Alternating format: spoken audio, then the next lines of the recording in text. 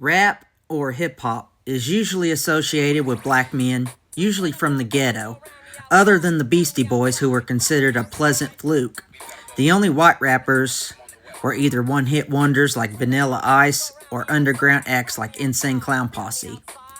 Marshall Mathers, aka Eminem or Slim Shady, was the first white rapper to gain national prominence. His upbringing was tough. Growing up in Detroit, one of the most dangerous cities in America, he grew up in a white trash family. His mother was addicted to drugs and was emotionally unstable. His dad bailed on the family when he was just a baby. He also met his then girlfriend, Kim Scott, who he would have a love-hate relationship with the rest of his life. Mostly hate.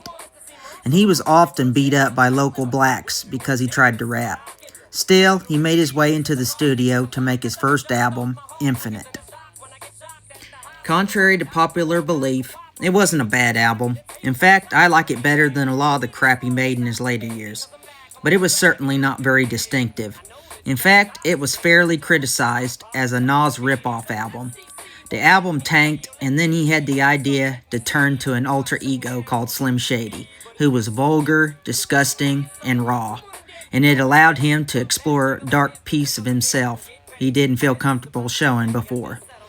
He later put out an EP with his new persona, and Dr. Dre, known as the greatest rap producer of all time, heard the record. Many told him not to attach himself to a white rapper, but Dre famously said, "I don't give a F if you're purple. If you can kick it, I'm with you." With Dre's expert guidance, he made his first true album, the Slim Shady LP, moving to the local Detroit genre, horrorcore. It was a big hit, propelled by the lead single, My Name Is, but this album was a dud compared to what came next. The Marshall Mathers LP, Eminem's darkest and most frank album, came out to much controversy, rapping about killing his mother and doing other things too I won't mention. Homophobic slurs and violent antics pervaded the album. The song Kim is probably the darkest rap song I ever heard. It's a song where he savagely tortures and murders his then wife Kim, airing their dirty laundry out for all to see. She would later attempt suicide over the shame of being publicly mocked. It spawned 3 huge hits: Stan, about a psychotic, obsessed fan, The Way I Am, and the dopey comedy song, The Real Slim Shady. The comedy songs are his most popular songs, but to me they're decent but kinda shallow. I much prefer his dark, hardcore stuff, like The Way I Am. Anyway, it was a huge hit, and to me it's still his best album and one of rap's best albums ever. The follow-up album, The Eminem Show, wasn't near as good, but it was a solid follow-up. The song Without Me is my personal favorite of his comedy songs. He starred in a fairly decent movie called 8 Mile about his rise in the rap industry, and he made the upcoming rapper 50 Cent his protege, like Dre made him, and he briefly fronted a local rap group based around his neighborhood pals called D12. After that, I have to admit I lost interest. I don't much care for his post-Eminem Show stuff. The overrated hit singles like Lose Yourself and Sing for the Moment became his new direction, and the shtick got old, and to me it didn't hit as hard as it used to. Frankly, what was once fresh became generic and soft.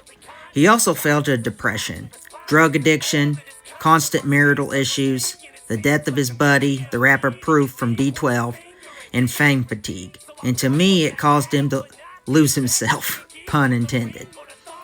I'm probably going to get hate mail here, but I have to admit, as a person, I find him to be a disgusting human being. And he got really preachy and political in his later years. But if I only listened to music by people I liked, I wouldn't have anything to listen to anymore. Despite all the drama, he is often considered one of the handful of best rappers who ever lived. And even though I personally think he's a scumbag, his early stuff was prime material. Okay, here's the thing. Do you like horror movies, cute dog videos, music including rock, rap, and classical, baseball, Star Wars, or DBZ? Well, come here to the Hillbilly Review channel, the only place you can find all that crap under one channel. Like and subscribe. I'm not too proud to beg. And if you only like one of those topics, go to one of my detailed playlists to find the topic you want. Let's get with it.